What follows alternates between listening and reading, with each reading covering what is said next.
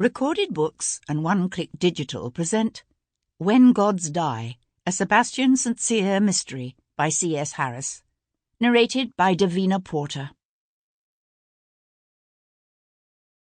Chapter 1.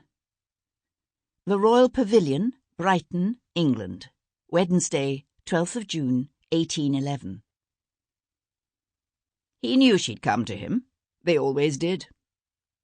His Royal Highness George, Prince of Wales, and for some 4 months now, Regent of Great Britain and Ireland, closed the cabinet door behind him and let his gaze rove over the swelling curves and exposed flesh of the woman before him. "So you've had a change of heart, have you, madame? A reappraisal of your hasty rejection of my offer of friendship?" She said nothing, the flickering candlelight throwing the features of her face into shadow so that he couldn't read her expression. She lay with one pale wrist curling provocatively over the gilded carving of the settee beside the fire. Most people complained about the warm temperatures at which George habitually kept his rooms, even on such a mild summer night. But this woman seemed to relish the heat, her gown slipping artfully from her shoulders, her feet bare and seductive. George licked his lips. From the far side of the closed doors came the strains of a Bach concerto, mingling with the murmur of his numerous guests' well-bred voices, and from somewhere in the distance the faint trill of a woman's high-pitched laughter. At the sound of the laughter, George felt his stomach twist with a spasm of uncertainty.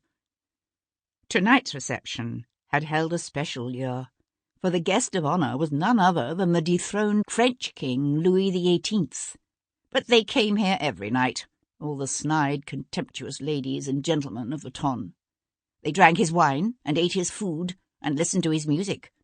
But he knew what they really thought of him. They were always laughing at him, calling him a buffoon, whispering that he was as mad as his father. They thought he didn't know, but he knew, just as he knew how they would laugh if he allowed this woman to make a fool of him again. Why wasn't she saying anything?